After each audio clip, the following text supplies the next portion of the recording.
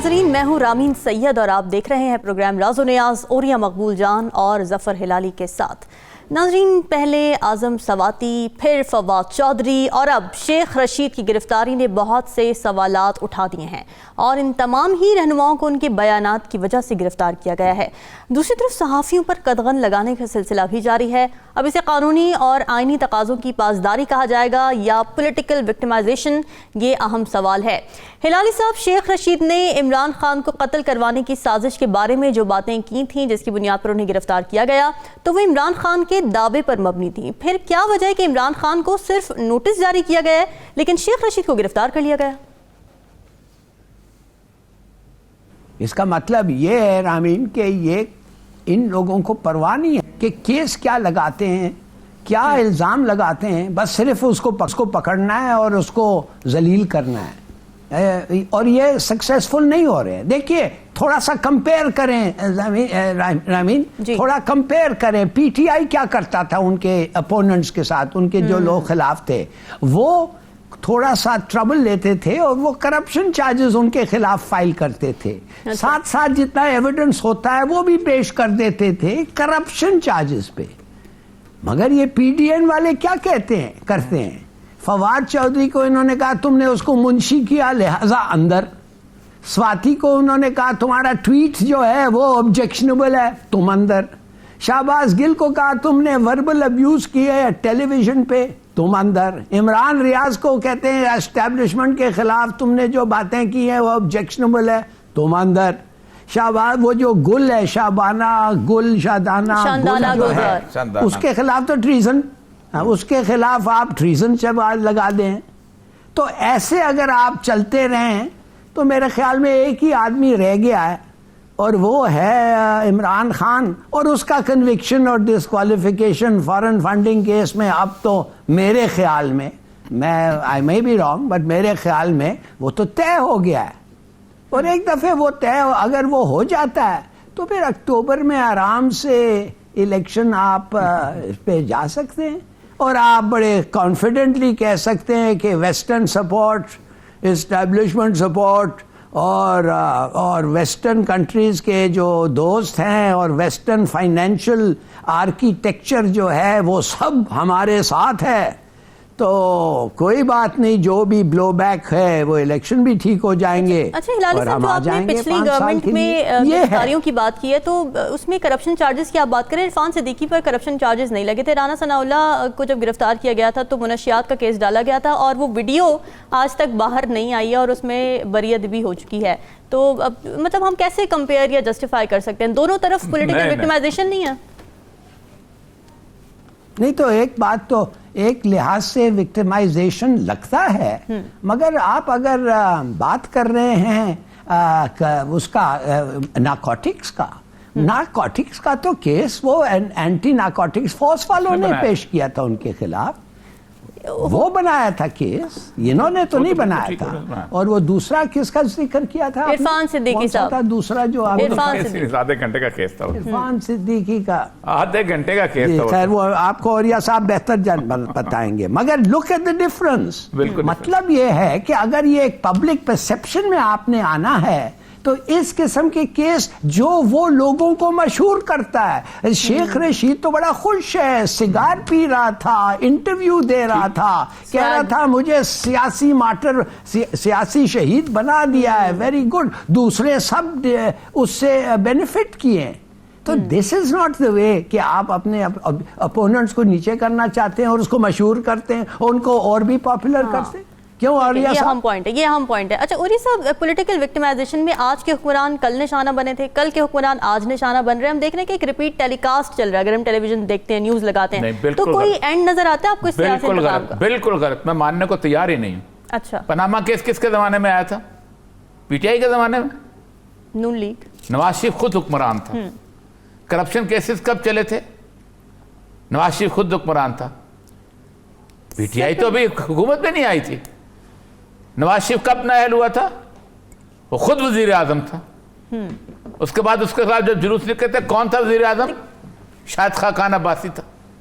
مریم کب نااہل ہوئی تھی؟ شاہد خاقان عباسی وزیر اعظم تھا۔ پی ٹی آئی نے تو ان کے خلاف کیس ہی کو نہیں بنایا بھائی. صحافیوں پہ بھی تو بن رہے تھے نا کیسز. ہاں جی, صحافیوں پہ بھی تو تب کیسز بن رہے تھے پی ٹی آئی کے دور میں. پی ٹی آئی کے دور میں صحافیوں. آپ مجھے بتائیں نا, آپ بتائیں کون سے کیس بنے. ایک سیکنڈ, اب آ جائیں. ہاں, کیا کوئی صحافی عمران ریاض کی طرح ایسے ہوا تھا؟ کیا کسی صحافی کا اس حد تک ظالمانہ قتل ہوا تھا ارشد شریف جتنا؟ کیا کبھی کسی کو ٹویٹ دینے کی کہنے کی بنیاد کے اوپر اندر ڈالا گیا تھا کسی سیاسی اپوننٹ کو؟ کیا کسی مہنگائی مارچ کے اوپر 25 مئی کی طرح صورتحال ہوئی تھی؟ کس کس کا مارچ گزرا وہاں؟ مولانا فضل الرحمان کا مارچ آیا ہے, بلاول بھٹو کا مارچ آیا ہے, کس کس کا نہیں آیا؟ میں ایک بات بتاؤں آپ کو, یہ ایسی تاریخ لکھ رہے ہیں جو تاریخ ہم بھول چکے ہوئے تھے. سر لیکن یہ ذوالفقار علی بھٹو کے دور کی تاریخ تھی. سر پیکا آرڈیننس بھی تو آیا تھا نا. کون سا پیکا آرڈیننس بھی عمران خان کے دور میں آیا. آرڈیننس تو سارے موجود ہیں. یہ 124 تو انگریز نے لے کے آیا تھا جس کے تحت گرفتار ہو رہے ہیں. مطلب یہ تو پرانے موجود ہیں, یہ تو موجود ہیں, یہ تو اس وقت سے موجود چلے آ رہے ہیں. آپ مجھے یہ بتائیے کہ یہ جو کیسز تھے ہم ذوالفقار علی بھٹو کے زمانے میں دیکھا کرتے تھے. ایک بات طے ہے کہ وہ کرپشن کیسز کے اندر گئے تھے. اب دیکھیں منی لانڈرنگ کا جو کیس ہے شہباز شریف کا, اس سے زیادہ جو ہے خوفناک کیس میں نے اپنی زندگی میں نہیں دیکھا. یعنی آپ سوچ سکتے ہیں کہ ایک کے ٹوٹل ٹرانزیکشن جس بندے نے محنت کی, میرا دوست تھا وہ بیچارہ ان لوگوں کے تھریٹس کی وجہ سے مارا گیا. جو لوگ تھے جو اس کے اندر انوالو تھے وہ بیچارے, اب مجھے سمجھ نہیں آتی کہ انہی کا گھر دیکھنا تھا, مسعود چپراسی کا گھر دیکھنا تھا, وہ بیچارے اس کا رضوان کا گھر دیکھنا تھا. ایک طرف کرپشن کے کیسز ہیں, آصف زرداری کے اوپر کون سا انسانی حقوق کے اور آزادی اظہار کے علم برداری کا کیس بنا تھا, اور آصف زرداری کے اوپر کون سا پی ٹی آئی نے کیس بنایا تھا؟ آپ مجھے یہ بتائیے. کون سا عمران خان نے کیس بنایا تھا؟ سیف الرحمان کیس بناتا چلا آ رہا تھا. سارے کیسز پی ٹی آئی سے پہلے. اب آتے ہیں رانا ثناء اللہ کا اکیلا کیس. رانا ثناء اللہ کا زیادہ سے زیادہ جو وہ کیا تھا, ہاں رانا ثناء اللہ کا کیس خود اس کے ساتھ جو شہریار افریدی تو خیر ساتھ بیٹھا ہوا تھا, اے این ایف کا چیف, اور اے این ایف کے چیف نے وہاں کہا تھا ہمارے پاس ویڈیو ہے. اے این ایف کے چیف نے, اور وہی از اے میجر جنرل, کوئی چھوٹا آدمی آئی نہیں آج تک باہر آئے نا. رانا ثناء اللہ, میں آج سے کہتا ہوں رانا ثناء اللہ سے کہیں اس میجر جنرل کے خلاف کیس کریں, عدالت میں جائے, میں دیکھوں کتنی جرت ہے ان لوگوں کے اندر. اور اس کے بعد اگلی بات آپ سنیں. دیکھیے رامین, عرفان صدیقی سے اوپر ہم نے پروگرام بھی کیا تھا, عرفان صدیقی صاحب کا ہم نے پروگرام بھی کیا تھا. عرفان صدیقی صاحب 1 گھنٹے کے لیے گئے تھے, سی ڈی اے کے معاملے کے اندر ایک ڈوبیس سا کیس بنایا گیا تھا اور غلط تھا. شاہد مسعود صاحب بھی تھے. جی شاہد مسعود صاحب کو کتنے دن کے لیے گرفتار کون سے؟ شاہد مسعود کو کس نے گرفتار کروایا تھا؟ پی ٹی آئی نے. شاہد مسعود جو تھے کرپشن کیس میں گئے تھے. اب میرا دوست ہے جو کچھ بھی ہے, کیا ہوا تھا کیس؟ آڈٹ رپورٹ آئی تھی. کس کی آڈٹ رپورٹ آئی تھی؟ پی ٹی وی کی. شاہد مسعود ٹویٹ لکھنے پہ نہیں گیا تھا, شاہد مسعود یہ کہنے پہ نہیں گیا تھا کہ اس ملک کے اندر آزادی نہیں ہے. شاہد مسعود کی آپ نکال لیں جو بھی کیس بنا. مسئلہ پتہ کیا ہے, یہ کوشش کرنے کے باوجود کرپشن کیس نہیں نکال سکے. اچھا, اصل مسئلہ یہ. اب آتے ہیں اس ساری صورت میں آپ کو بتاؤں. اچھا, ہلالی صاحب کچھ کہنا چاہ رہے ہیں, ان کا لے لیں ایک کامنٹ ذرا. ہلالی صاحب کا لے لیتے ہیں. ہلالی صاحب جی دیکھیے, میں یہ کہنا چاہتا ہوں کہ انہوں نے بالکل صحیح کہا. یہ کرپشن کیسز جیسے انہوں نے کہا ہے ڈیٹ وائز ادھر سے آئے, ان سے پہلے آئے, نواز شریف سے آئے, یہ خاقان عباسی کے. مگر میں کہتا ہوں for the sake of argument مان لو کہ یہ سب کیسز جو تھے انہوں نے کیا, مان لو for the sake of argument, ٹھیک ہے, یہ سب کیسز ور سالڈ کیسز. صحیح ہے.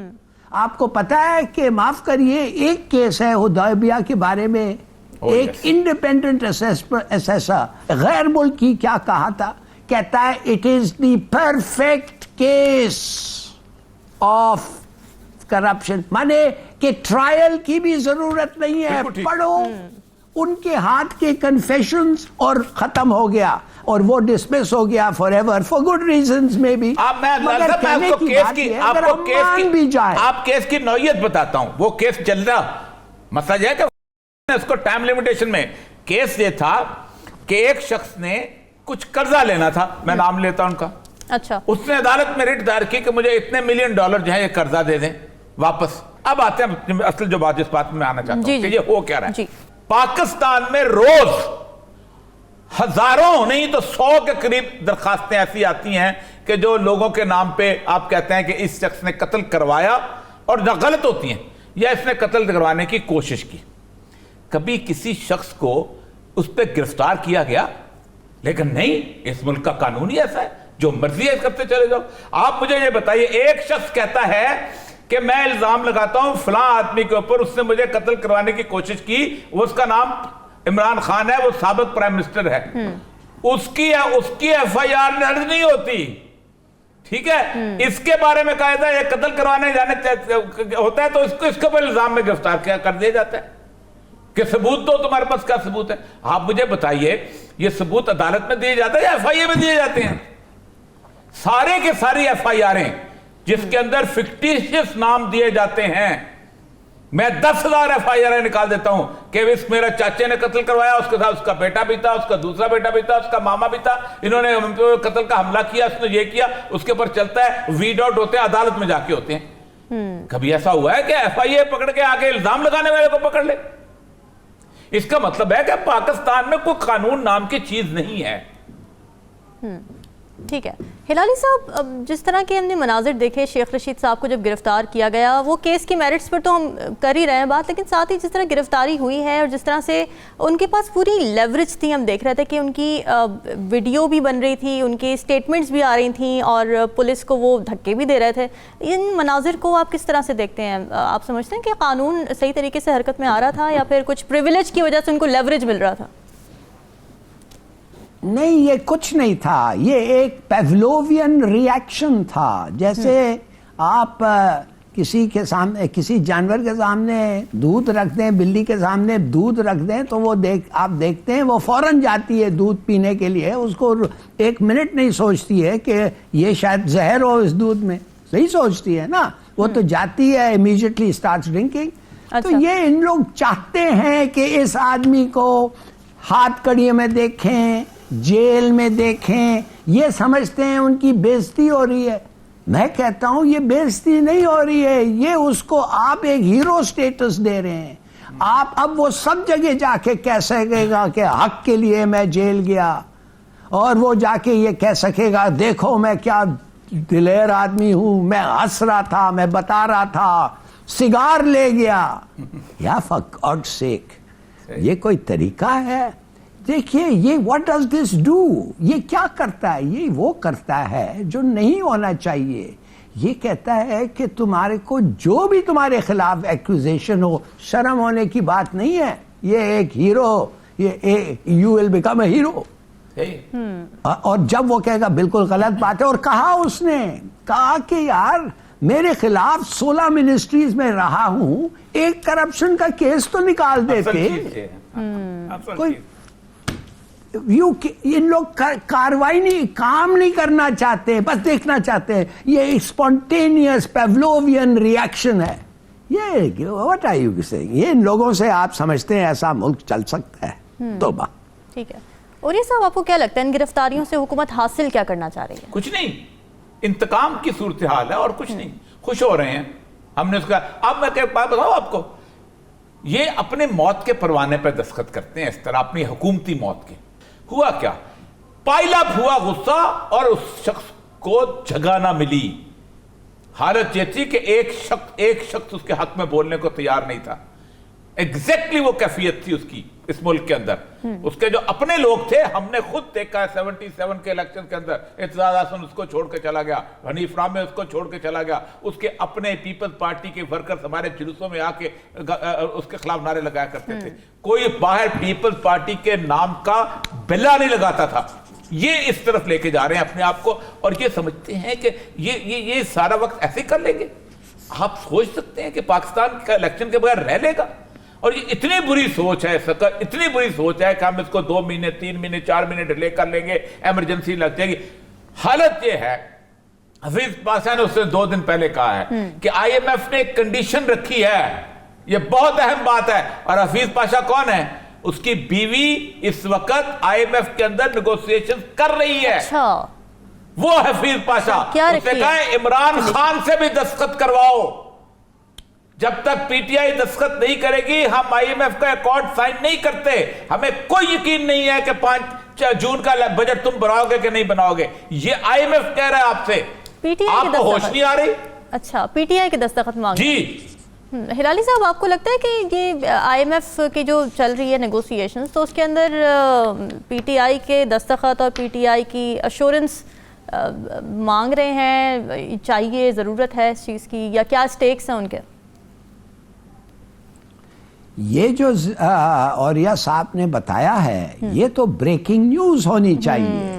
I've never heard such a thing. میں خیال ہے وہ چلوا دیں. اس کا مطلب یہ ہے، اس کا مطلب یہ ہے جو یہ اس کا مطلب یہ ہے کہ آئی ایم ایف نے کہا ہے کہ ہم چاہتے ہیں کہ اس کا سگنیچر ہو، اس لیے کہ اگر اس کا سگنیچر نہیں ہے تو ون مین لائکلی فیوچر پرائم منسٹر اگر اس پہ نہیں سائن آن کیا اور لارجسٹ پارٹی ان پاکستان کا لیڈر اگر نہیں سائن آن کیا تو ہمارا سب نیگوسیشنز جو ہے یہ رد ہو جائے گا.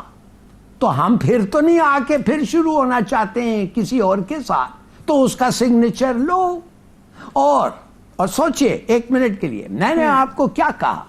میں نے کہا کہ یہ ایک اپنے وہ جو بائیڈن کا ایک ہے وہ طریقہ نا، وہ ڈیموکریسی وہ بتانا یہ چاہتا ہے کہ ہم اگر یہ الیکشنز میں دھاندلی ہوئی اور اتنا پاپولر آدمی کہتا ہے دھاندلی ہوئی اور لوگ جو ہیں کہتے ہیں دھاندلی ہوئی، تو پھر کیا ہوگا؟ ہمارا پروگرام تو پھر بھی رد ہو جائے گا نا. تو اٹ از ریئلی یہ ایک زبردست قسم کا موو ہے. عمران خان کو لاؤ، میک ہم سائن آن اٹ، اس لیے اگر وہ آ جائے ڈیموکریٹکلی اور کہے کہ میں نہیں مانتا یہ سجیشن، ہمارا سب کام ختم ہو گیا، ہمارے پیسے بھی ختم ہو گئے، شاید وہ کہے کہ آپ نے ان کو دیا تھا ان سے جا کے لیں، یا اگر ہمارے سے لیں تو ٹرمز بڑھائیں. عمران خان تو یہ کہتے ہیں نا کہ جی رجیم چینج میں بھی امریکہ کا ہاتھ تھا، تو امریکہ کیوں چاہے گا کہ عمران خان واپس سٹیک ہولڈر بن جائے؟ یہ سنا دیتا ہوں ڈاکٹر حفیظ پاشا. نہیں تو امریکہ دیکھیے امریکہ نہیں چاہتا ہے کہ ان کا نام ایسوسیٹ ہو، حالانکہ وہ چاہتا ہے، وہ بیکنگ بھی دے گا، وہ ڈپلومیٹ اور پولیٹیکل سپورٹ بھی دے گا، وہ جا کے پوری دنیا کو بتا رہا ہے کہ یہ لاٹ جو ہیں، یہ جو لوگ ہیں ان کو ہم فیور کرتے ہیں، مگر پھر بھی. ظفر ہلالی صاحب، قطع کلامی کی بات ہمیں جوائن کیا حفیظ پاشا صاحب نے. سر ویلکم ٹو دا شو. اوریہ صاحب آپ پلیز. جی السلام علیکم حفیظ پاشا صاحب. السلام علیکم. جی وعلیکم السلام. حفیظ پاشا صاحب، یہ آپ نے یہ جو کہا ہے کہ آئی ایم ایف نے کنڈیشنلٹی اس میں دی ہے کہ وہ چاہتے ہیں کہ پی ٹی آئی کو بھی سائن کروایا جائے. ظاہر بات ہے کہ جون میں نظر آ رہا ہے تو آئی ایم ایف کا پروگرام تو آگے کنٹینیو کرنا ہے، تو اس کی کیا ریزن ہے اس کی؟ دراصل میں نے یہ بات نہیں کی تھی. 1 تاریخ کے اخبار جو ہے ایکسپریس ٹریبیون میں شہباز رانا نے یہ مینشن کیا تھا کہ I M F is asked for political consensus. تو یہ اس کی معنی یہ شاید یہ ہے کہ چونکہ دیر از سم انسرٹنٹی کہ الیکشنز کب ہوں گے، تو اس لیے شاید وہ چاہ رہے ہیں کہ اور سخت اقدامات لینے کے لیے پولیٹیکل کنسنسس کی تو ضرورت ضرور ہوگی، اس لیے شاید آئی ایم ایف نے یہ کہا ہے. بھائی صاحب کنسنسس تو ظاہر بات ہے، آپ چونکہ ظاہر بات ہے اتنے بڑے اس میں رہے ہیں، پھر آپ کو you are very close to the quarters. ایک بات یہ بھی ہے، یہ پولیٹیکل کنسنسس جو ہے کیا ضروری ہے اس وقت جو آئی ایم ایف نیگوسیشنز ہو رہی ہیں؟ آئی ایم ایف کی ڈیمانڈ میں ہے یہ شامل؟ میرے خیال سے دیکھیے بات یہ ہے کہ بڑے سخت اقدامات، افراط زر کی رفتار بہت بڑھ چکی ہے. ٹھیک، آپ دیکھیں نا پچھلے مہینے میں تقریباً 27% سے بھی اوپر چلی گئی ہے، اور کھانے پینے کی اشیاء کی قیمتیں 44% تک پہنچنے کا خطرہ موجود ہے. لہذا اس وقت جو حکومت ہے جن کو کافی سخت اقدامات لینے ہیں، گیس کی نرخ بڑھانی ہے، الیکٹریسٹی کی نرخ بڑھانی ہے، پیٹرولیم لیوی کو اضافہ کرنا ہے، ٹیکسز لگانے ہیں، وغیرہ وغیرہ وغیرہ. تو یہ حکومت बड़े मुश्किल से ये कर पाएगी, इसलिए कि ये इलेक्शंस तो आएंगे कभी ना तो कभी, और इससे उनको सियासी तौर पर बेपनाह नुकसान हो सकता है। इसलिए शायद आप देखें पिछले 4 महीने में रिफॉर्म्स ना होने के बराबर रहे। आखिरी में IMF आने से कुछ दिन पहले उन्होंने ये एक्सचेंज रेट पॉलिसी तब्दील की है। तो मेरा अपना भी ख्याल ये है कि देखिए, पाकिस्तान को इस वक्त हमारे सियासतदान से गुजारिश ये है कि सियासत को वक्ती तौर पर छोड़े और पाकिस्तान के जो मसाइल संगीन हो चुके हैं उन पर बैठ के एक कंसेंसस डेवलप करके नेशनल एक्शन प्लान बनाएं और आगे बढ़ें। भाई साहब, जो इस वक्त जिस तरह की सूरत हाल बन चुकी हुई है और एक तरफ से गिरफ्तारियां हो रही हैं, दूसरी तरफ से कुछ और सूरत हाल पर, क्या आप समझते हैं ये हम किस तरफ जा रहे हैं? पॉलिटिकल कंसेंसस तो मुझे तो दूर दूर तक नजर नहीं आ रहा, जबकि IMF की डिमांड और हर बात, तो कोई भी इन्वेस्टमेंट नहीं करेगा जिसको पता हो कितना बड़ा टर्माइल आ रहा है पाकिस्तान में। जी बिल्कुल, आप ठीक कह रहे हैं। देखिए, पॉलिटिकल स्टेबिलिटी जब तक ना हो तो इकोनॉमिक स्टेबिलिटी नहीं आती है, खास तौर पे इन्वेस्टर्स जो हैं। अब देखिए, आपका हमारा अपना इन्वेस्टर 40% उसकी इन्वेस्टमेंट इस साल कम हो चुकी है ऑलरेडी, और बाहर से फॉरेन इन्वेस्टमेंट तो ना होने के बराबर हो चुका है। तो अब क्या बताएं आपको, हमें समझ में ये बात नहीं आ रही कि भाई मुल्क के मसाइल इतने संगीन हैं कि खुदा के लिए आप लोग साथ मिलके बैठें ताकि किसी एक पार्टी को बदनाम ना हो और मुश्किल इक़दाम ले। खुदा न खास्ता अगर हम दिवाली की तरफ चले गए तो अफरात ज़र की रफ्तार तो 60-70% तक चली जाएगी, रुपए की वैल्यू आधी हो जाएगी। तो ये क्यों नहीं रियलाइज कर रहे हैं? ये बात हमें बिल्कुल समझ में नहीं आ रही है। ठीक है, बहुत शुक्रिया। अच्छा, तो पाशा साहब, अगर अस्सलाम वालेकुम, जफर हिलाली, आपसे मैं ये जानना चाहता था, अब तो इस वक्त एक परफेक्ट स्टॉर्म मुझे लग रहा है। हमारे पॉलिटिक्स इतने डिवाइडेड नहीं रहे हैं, हमारी economic meltdown on the cusp of a meltdown, और हमारा सिक्योरिटी सिचुएशन भी अच्छा नहीं है। ये शायद हो कि इनमें फैसला ना हो। मैं आपसे ये पूछना चाहता हूं, अगर इनके पास इनसे फैसला ना हो तो फिर लास्ट रिजॉर्ट तो होता ही है और होना भी चाहिए, एस्टेब्लिशमेंट। कुछ ना कुछ उनको करना है, वो एक इदारा है जो कुछ कर सकता है। तो क्या अगर वो स्टेप इन करे विद एन इमरजेंसी या ऐसा कुछ, या खुद ही ये गवर्नमेंट डिक्लेयर करे, क्या IMF वो कहेगा चलो ठीक है, अब 3, 4, 5 साल जितने भी साल के लिए ये चलना है, ये कम से कम आपका इकोनॉमिक स्टेबिलिटी आ जाएगा, अब political stability, I mean there will be no politics, वो एक किस्म का आर्टिफिशियल फोर्स स्टेबिलिटी होगा। क्या समझते हैं आप? IMF will accept that? मेरा ख्याल ये है कि जो हमारे, जिसे आपने रेफर किया, एस्टैब्लिशमेंट को ये रोल पेलना चाहिए कि किसी न किसी तरीके से सारी सियासी ताकतें जो हैं, खास तौर पे इस वक्त की जो लीडिंग ऑपोजिशन है, उनको किसी न किसी तरीके से एक जगह ले आए और बैठकर, जिसे नेशनल सिक्योरिटी कमेटी की मीटिंग हुई थी उसी तरह की मीटिंग हो जिसमें ऑपोजिशन भी हो और प्रोविंशियल गवर्नमेंट्स वगैरह, सिविल सोसाइटी ब्रॉडन करें और बैठ के किसी न किसी तरीके से फोर्स थ्रू अ कंसेंसस। इसलिए विदाउट दैट, हिलाली साहब, मैं आपको ये बताऊं, मैंने पिछले 35 साल से पाकिस्तान पर रिसर्च किया है। ये मेरे जहन में जो बात है कि this is the worst time in Pakistan history, इससे आगे मैं नहीं कह सकता। ठीक है, हमारे मईशत डॉक्टर हफीज पाशा साहब हमारे साथ थे और वो ये बता रहे थे कि IMF की जानिब से कंडीशन रखी जा रही है पॉलिटिकल स्टेबिलिटी इंश्योर करने की। अब हुकूमत ये कर पाती है कि नहीं, ये हम सवाल है। डिस्कशन का सिलसिला जारी है, यहाँ वक्त ब्रेक का।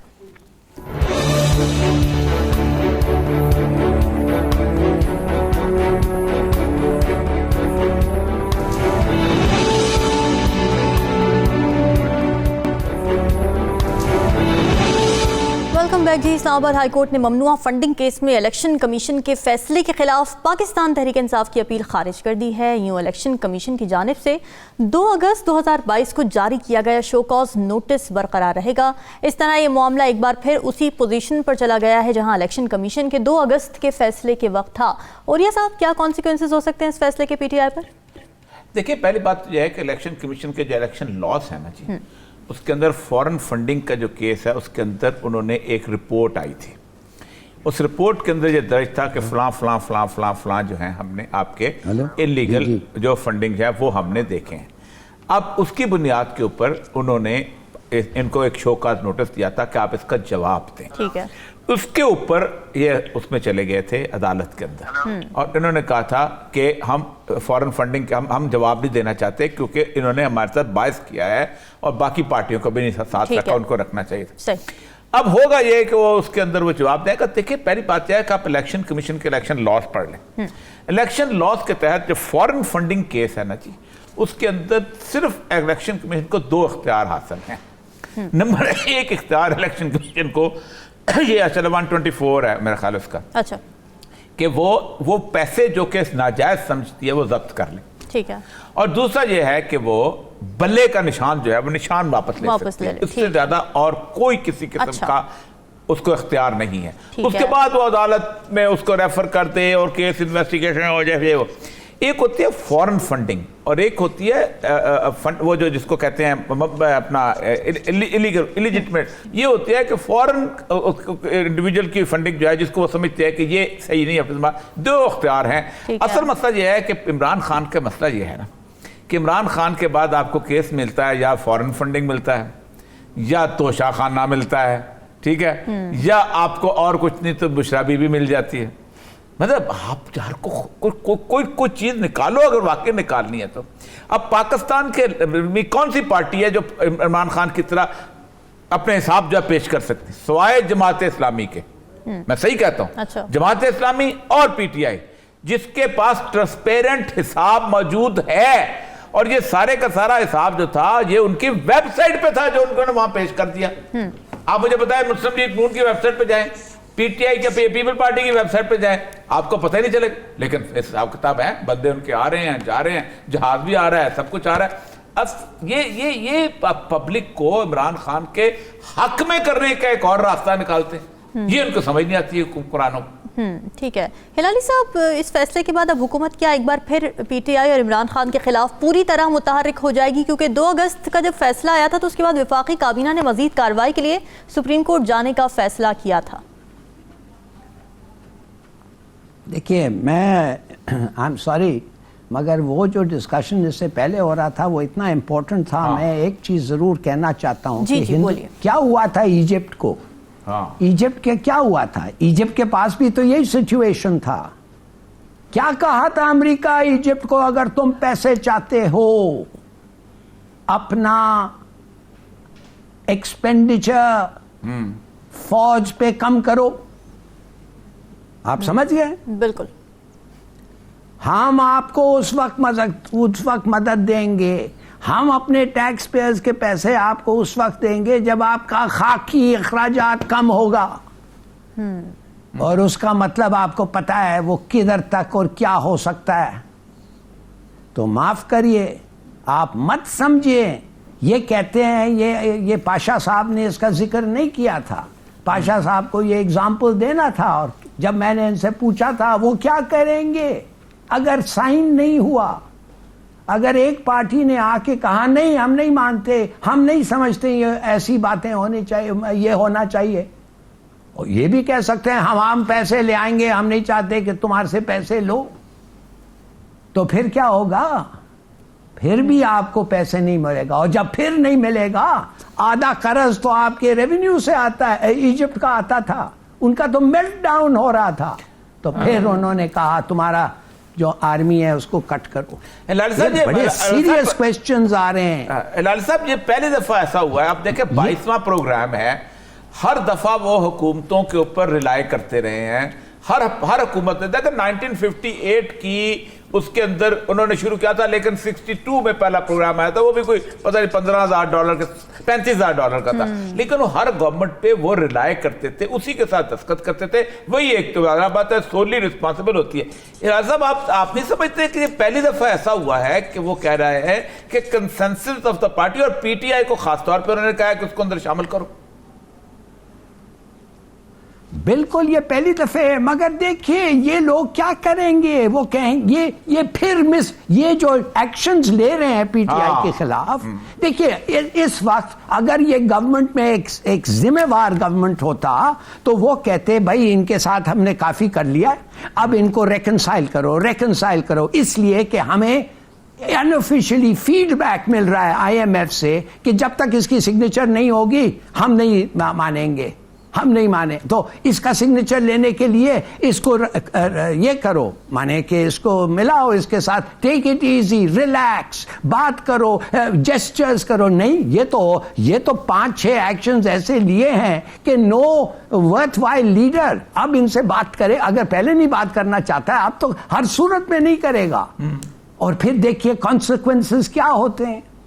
اس لیے میں کہتا ہوں یہ مس جج کر دیا اگین. وہ دار آیا تھا کہنے لگا میں پیسے ڈالر کا یہ کر دوں گا, اور یا صاحب آپ کو یاد ہو گئے اس کے سٹیٹمنٹس کیا کہہ رہا تھا کہ 200 سے کم. اب پھر یہ مس جج کر گئے سچویشن. ان کو پالیٹکس نہیں آتا ہے, یہ پالیٹیشینز نہیں ہیں, یہ اور چیزیں ہیں, لوہار اکاؤنٹنٹس, یہ وہ. بالکل. اب ہلالی صاحب اب جو یہ اسلام آباد ہائی کورٹ کا فیصلہ آیا جو پی ٹی آئی کی درخواست تھی وہ مسترد کر دی ہے, تو اب اس پہ آپ کیا دیکھ رہے ہیں؟ مزید سختیاں آئیں گی؟ حکومت جو اب سپریم کورٹ جائے گی پرسو کرے گی فارن فنڈنگ کا جو کیس ہے؟ دیکھیے یہ تو ابھی 100% ہو گیا ہے نا. سپریم کورٹ نے کہا ہے ان کو کہ تمہارا جو ججمنٹ تھا ای سی پی کا وہ صحیح تھا. اب اگر وہ کہہ دیا صحیح ہے اور اس نے غلطی کی ہے, he has to be disqualified. نہیں ہلال صاحب یہ نہیں ہے. ہلال صاحب میں فیصلہ پڑھا ہے کورٹ کا, اصل میں ججمنٹ نہیں تھی, انہوں نے کورٹ کی انکوائری رپورٹ آئی تھی, اس انکوائری رپورٹ کے اوپر پی ٹی آئی کو شو کاز نوٹس ملے تھے کہ یہ ہماری انکوائری رپورٹ آئی ہے کہ یہ آپ نے غلط فنڈ لیے ہیں. انہوں نے شو کاز نوٹس رکوانے کے لیے ہائی کورٹ میں گئے تھے, تو ہائی کورٹ نے کہا let the process complete by the election commission. یہ ہے تو ان کے پاس کوز نہیں ہے نا اوریا صاحب. یہ بل ایوری پروسیجر اور ایوری رول کے مطابق یہ پیسے نہیں ریسیو کیا ہے اوریا صاحب. صحیح ہے. انہوں نے بہت سارے چیزیں لیپسز ہوتے ہیں پروسیجر, آپ کو پتا ہے لیپسز ہیں بالکل ٹھیک. تو یہ تیاری ہے, یہ آن دس بیسس اس کو ڈسکوالیفائی کریں گے. اچھا نہیں ججمنٹ یہ ہے قانون, اس میں یہ ہے, میں قانون میں سر چونکہ قانون یہ ہے کہ گورنمنٹ جو ہے وہ کسی بھی پارٹی کو کالعدم قرار نہیں دے سکتی انلیس کہ وہ سپریم کورٹ میں جائے ایک درخواست دائر کرے گی. ایک تو یہ ہے, آپ کو یاد ہوگا کہ نیشنل عوامی پارٹی جو تھی اس کو سپریم کورٹ نے, ولی خان کی پارٹی کو سپریم کورٹ نے ڈسکوالیفائی کیا تھا. اب اس کے پاس الیکشن کمیشن کے پاس اختیار نہیں ہے ڈسکوالیفیکیشن کا پارٹی کا, نہ ہی پارٹی چیئرمین شپ کی ڈسکوالیفیکیشن کا اختیار ہے. وہ بنیادی طور پر صرف یہ کہہ سکتے کیونکہ جب تک کنوکشن نہ ہو.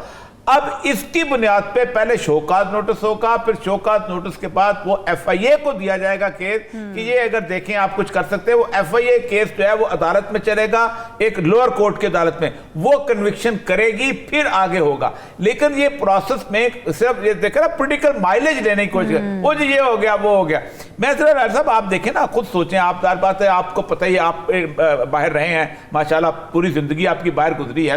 پی ٹی آئی کی ایک کلاؤڈ ہے, وہ وہاں لوگوں کو ان کو فنڈ دیتے ہیں. پاکستان کی سیاسی پارٹیوں میں کبھی بھی یہ رجحان ہی نہیں تھا کہ انہوں نے کوئی اکاؤنٹس مینٹین کرنا ہے. That is the only political party جس نے, کیونکہ اس کے دار بات ہے انہوں نے فنڈ ریزر رکھے ہوئے تھے, پروفیشنل لوگ رکھے ہوئے تھے, وہ ایک کرتے تھے اور وہ ویب سائٹ پہ موجود ہوتے تھے. اصل مسئلہ یہ ہے کہ یہ آگے یہ جو کر رہے ہیں نا, اس کا اصل دیکھیں کہ اس کا نتیجہ کیا نکلے گا.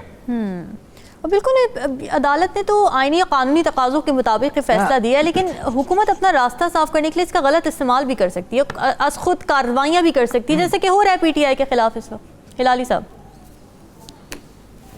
बिल्कुल सही कहा. मैं तो कहता हूं कि 100% प्रोसीजर्स इन लोगों ने फॉलो किया. वो अकबर एस बाबर ने जो कोर्ट फाइल किया है उसका तो पूरा केस ये नहीं कि इन्होंने चोरी की है. जरूरी उनका ये है कि उसने पूरा डिक्लेरेशन नहीं दिया. Why? Because they did this. क्यों किया? वो मिशन था कि माला फ्राइडे था, ये हमें नहीं पता.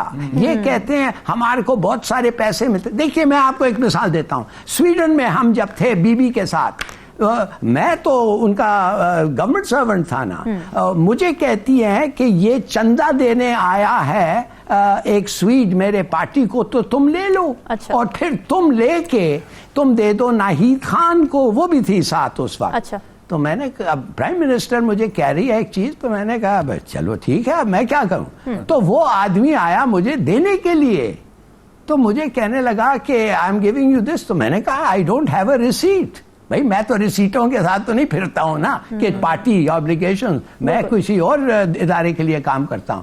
तो देखा फिर बीबी ने खुद कहा वो दे नाहिद, उसको तुम दे दो. देखिए अब वो ठीक से एंटर हुआ उस वक्त, ठीक से गया, उसमें बहुत सारे विटनेसेस थे, उनका स्टेटमेंट लिया है. अगर वो एंटर नहीं हुआ तो क्या उसके माने बीबी ने चोरी कर ली? What I am trying to say is हमारे रूल्स मेरे ख्याल में डिलिबरेटली इतने कॉम्प्लिकेटेड होते हैं कि कोई उसको अवॉइड नहीं कर सकता.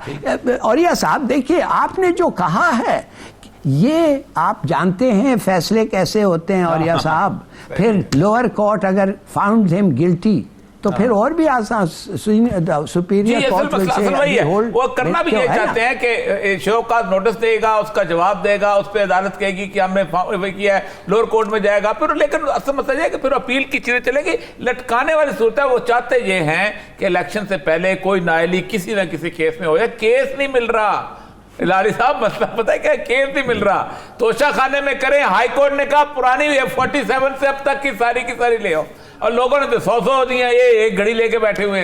केस नहीं मिल रहा है इनके. यही शेख रशीद ने कहा, उसने कहा मैं 16 वजीर मेरे करप्शन को केस निकालो. 5 मरले की मेरी हवेली है, उसमें मैं चल रहा हूं, जो कुछ भी है जो भी है. मैंने कहा था करप्शन नहीं की होगी, लेकिन मसला यह है कि जिस तरह आपका इंटरनेशनल एविडेंस आया था, पनामा का केस पाकिस्तान के बस की बात नहीं था. पनामा का केस अकेला पाकिस्तान का नहीं था. पाकिस्तान का पनामा का केस इंटरनेशनल केस था. और पनामा का केस जो था वो इतना बड़ा था कि पूरी दुनिया के 112 इन्वेस्टिगेटिव जर्नलिस्ट जो थे उनको बकायदा डिप्यूट किया गया था, जिनमें से हमारा पाकिस्तान का उमर चीमा भी था. आप तो करप्शन के केस, आपकी पॉलिटिकल विक्टिमाइजेशन कहां हुई है? पॉलिटिकल विक्टिमाइजेशन उसकी होती है जिसने ट्वीट के ऊपर बंद किया जाए. पॉलिटिकल विक्टिमाइजेशन उसकी होती है जो कुछ बात करे और शहबाज गिल की तरह अंदर चला जाए. पॉलिटिकल विक्टिमाइजेशन जो उसको शफात चौधरी, ये होती है सियासी गिरफ्तारियां, और वो उनकी हो रही हैं. ये सियासी गिरफ्तारियां बंदे के कद को बुलंद करती हैं. एक करप्शन की गिरफ्तारियां आपके कद को नीचा करते हैं, वो कर चुकी हुई हैं. बिल्कुल ठीक है. मगर अगर ठीक कह रहे हैं जी, आप, बिल्कुल सही कह रहे हैं. मगर अगर आपके पास कोई केस, आपके पास अगर कोई और केस है ही नहीं इसके खिलाफ, और यही अगर केस है, इससे ही आपने चलना है, इस पे डिस्क्वालीफाई बेस करना है, तो फिर आप ऐसे करेंगे, यू विल स्ट्रेच इट. हर कोशिश आपकी ये होगी कि वो कन्विक्ट हो, हर कोशिश होगी कि वो डिस्क्वालीफाई हो. इसलिए एक मैन पार्टी है पीटीआई, इसके बगैर आप जानते हैं पीटीआई का कोई अपील ही नहीं है. तो इसको आप निकाल दें, देन गो फॉर इलेक्शंस, आपका चांसेस इंप्रूव. बिल्कुल ठीक है. नाज़रीन, डिस्कशन का जारी है, वक्त हुआ ब्रेक का. Stay with us.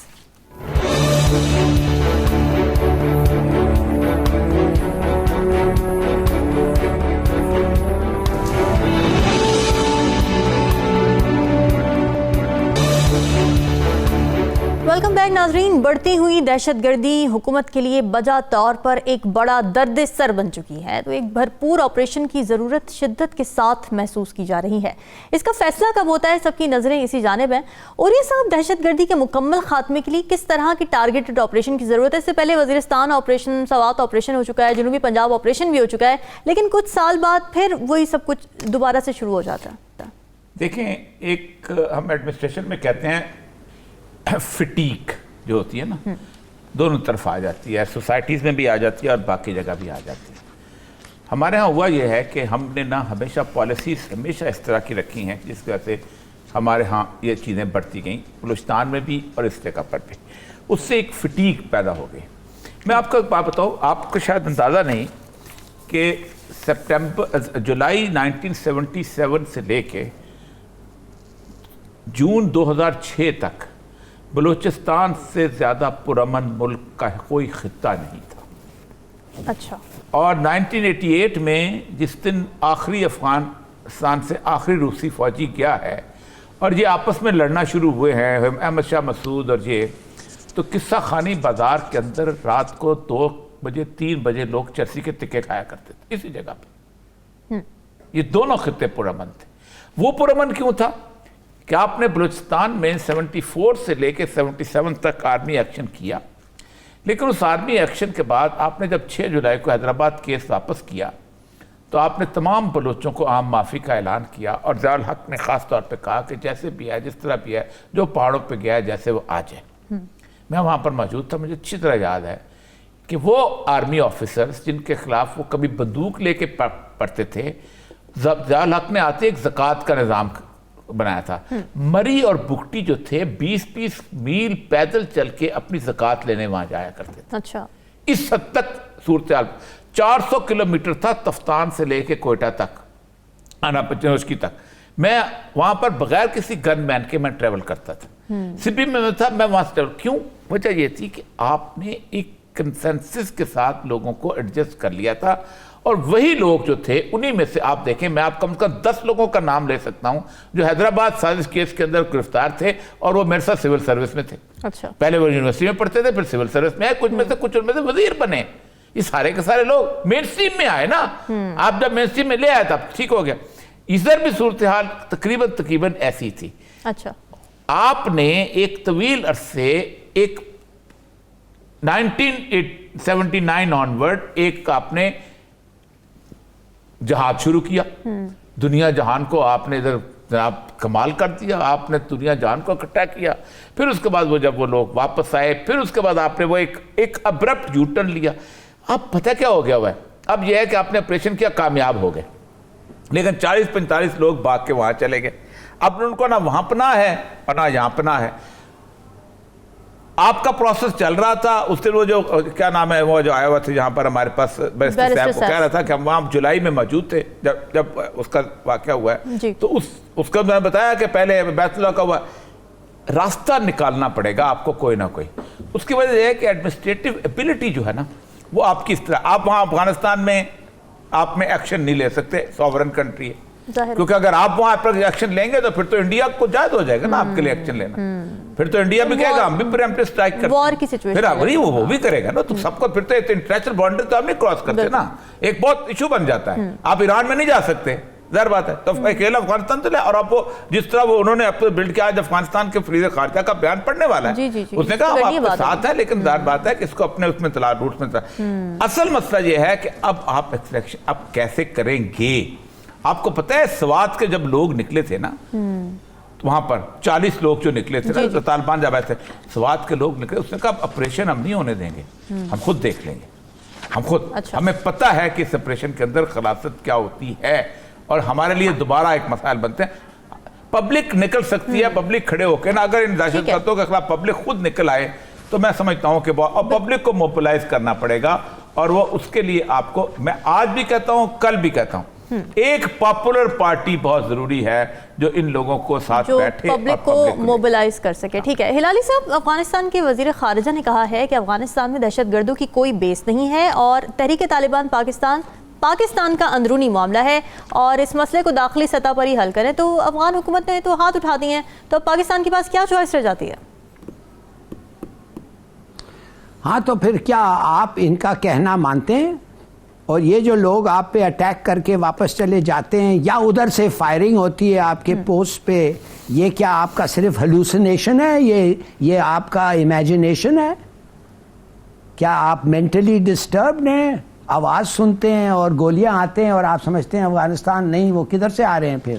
دیکھیے بات سیدھی سادی ہے. متقی کہہ رہا ہے, ان کا جو فارن منسٹر ہے, یہ تمہارا پرابلم ہے, سالو کرو. بالکل. تو ہمارے سے جب اٹیکس ادھر چلے جائیں, ان کے اگر خلاف انسرجنٹس ہوتے, ہم یہی کہتے, ہاں بھائی جاؤ مارو ادھر, واپس آؤ, پناہ لو, کھانا کھاؤ, آرام کرو, ریفیول کرو, اپنے ری گروپ کرو, اور پھر جاؤ ان کو مارو, واپس آ جاؤ. نہیں, ایسا نہیں ہو سکتا. ہاں یہ صحیح کہہ رہے ہیں اوریہ صاحب کہ ہم ایران کے ساتھ یہ نہیں کر سکتے. کیوں؟ اس لیے کہ ایران کبھی کبھی ہوتا ہے اور ایران زیادہ تر کوشش کرتا ہے اور وہ روکتا ہے اور ان کو کہتا ہے نو. اور اگر نہیں کہے, اگر 100 لوگ مارے گئے تو کل 200 لوگ مارے جائیں گے ادھر سے لوگ اگر آ کے ہی کریں. وہ مومن, یہ تو اب پنجاب میں آ رہے ہیں لوگ, کہہ رہے ہیں میاں والی میں ایک انسیڈنٹ ہوا ہے. جی جی, دیکھیں یہ نہیں ہے کہ ہم لڑنا چاہتے ہیں, وی آر فائٹ, ہم ہر وقت لڑنا چاہتے ہیں, نہیں, ہم بھی امن چاہتے ہیں. مگر اگر یہ ہوتا رہا تو دیر از نو آلٹرنیٹیو. اور یہ اپنے آپ کے آنکھ بند کر دینا, آپ کیا کنٹرول کر سکتے ہیں؟ ادھر تو آئسس بھی آ گیا ہے, داعش بھی آ گیا ہے, القاعدہ بھی ادھر ابھی تک ہے, زواری تو ادھر مارے گیا. تو آپ کیا چیزیں کہہ سکتے ہیں کہ نہیں ہمارا پرابلم نہیں ہے, تمہارا پرابلم ہے. You are causing the problem. پہلے تو ان کو ریلیز کر کے ایسے لوگوں کو چھوڑا جو بڑے قتل میں وہ ملوث تھے. پاکستان سے جب ہم نے ان سے بھگایا ہے وہ ضرب کر کے, کہنے کی بات یہ ہے, کوآپریٹ بھائی, کولیبریٹ. آپ کو کیا فائدہ ہوتا ہے اگر انسٹیبلٹی ادھر ہوتی ہے؟ کہ آپ ڈرتے ہیں, آپ بلیک میل ہو گئے ہیں TTP سے, تو پھر بند کرو بارڈرز. اور ایک اور بات, وہ جو بار ہم نے لگایا تھا جو آپ اکھاڑ کے اس وقت کابل میں بیچ رہے ہیں, اور کون لے رہا ہے؟ ہمارے پیسے سے, ہمارا فینس, چکن فارمز ادھر سے اس کو پروٹیکٹ کرنے کے لیے ہمارا باب, اور یہ استعمال ہو رہا ہے اور ہم کچھ نہیں کہہ رہے ہیں. یہ ہمارا صبر ہے, ہم کچھ نہیں کہہ رہے ہیں. دہشت گردی سے نمٹنے کے لیے کیا اقدامات لینے کی ضرورت ہے؟ آنے والے دن حکومت کی جانب سے کیا اقدامات لیے جاتے ہیں, آنے والے دن ہی بتائیں گے. ناظرین, اگلے ہفتے حاضر ہوں گے مزید اہم موضوعات کے ساتھ. ہمیں دیجیے اجازت. اللہ حافظ.